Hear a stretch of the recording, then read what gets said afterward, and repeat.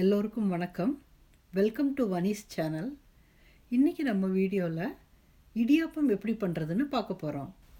இடியாப்பத்திற்கு தேவையான பொருட்கள்: 2 கப் அரிசி மாவு, 1.5 கப் நல்லா கொதிக்கிற தண்ணி, ரொம்பவே நல்லா சூடாக இருக்கணும், 1 டீஸ்பூன் சால்ட், 1 டேபிள் ஸ்பூன் துருவின தேங்காய், கொஞ்சமாக எண்ணெய் இட்லி தட்டில் தடவுறதுக்காக வச்சுருக்கேன்.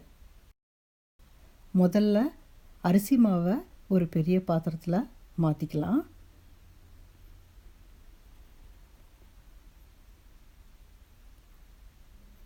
இதோட உப்பை சேர்த்து நல்லா மிக்ஸ் பண்ணிக்கலாம்.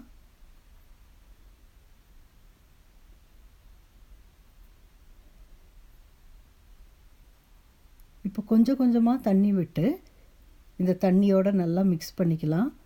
தண்ணி நல்லா சூடாக இருக்கிறதுனால ஸ்டார்டிங்கில் கரண்டி யூஸ் பண்ணிக்கோங்க. 1.5 கப்பு தண்ணியுமே சேர்த்து விடுங்க.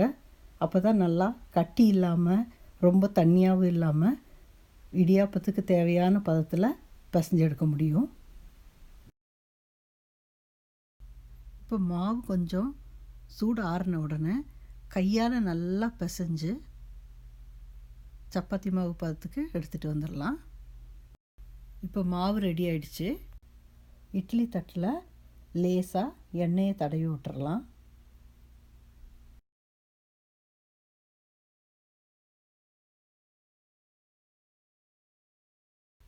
இப்போ நல்லா பிசைஞ்சு வச்சுருக்கிற மாவை எடுத்து கொஞ்சம் கொஞ்சமாக இடியாப்பு பிழிகிற அந்த மோலில் போட்டு பிழிஞ்சு எடுத்துடலாம். ஒவ்வொன்றும் நான் பிழியறது எவ்வளோ அழகாக இட்லி தட்டில் விழுது பாருங்கள்.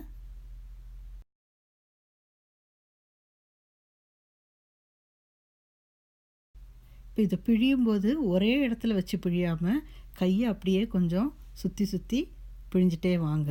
அது அந்த பக்கம் இந்த பக்கம் போனாலும் பரவாயில்லை, இட்லி மாதிரி ஒரே இடத்துல விழணும்னு அவசியம் இல்லை.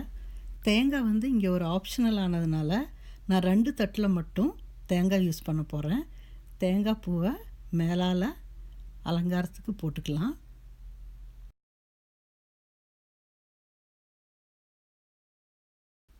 இட்லி வேக வைக்கிற மாதிரியே குக்கரில் கொஞ்சோண்டு தண்ணி ஊற்றி அது நல்லா கொதித்த உடனே இந்த இட்லி தட்டை இடியாப்ப தட்டோடு இறக்கி வச்சிடலாம்.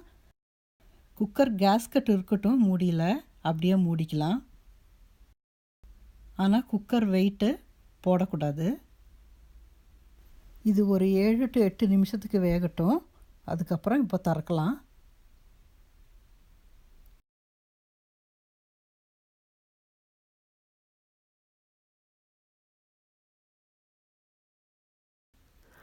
இப்போ நம்ம சாஃப்டான சுவையான இடியாப்பம் ரெடி. இடியாப்பத்தை தேங்காய் பாலோடு சாப்பிடலாம். இதை எல்லா வித குருமாவோடவும் இல்லை நான்வெஜ் கிரேவிஸோடவும் சாப்பிடலாம். தேங்காய் போட்டிருக்கிறதுனால அப்படியே சர்க்கரையை சேர்த்து கூட சாப்பிடலாம். இந்த வீடியோ உங்களுக்கு பிடிச்சிருந்ததுன்னா லைக் பண்ணுங்கள், கமெண்ட் பண்ணுங்கள், சப்ஸ்கிரைப் பண்ணுங்கள்.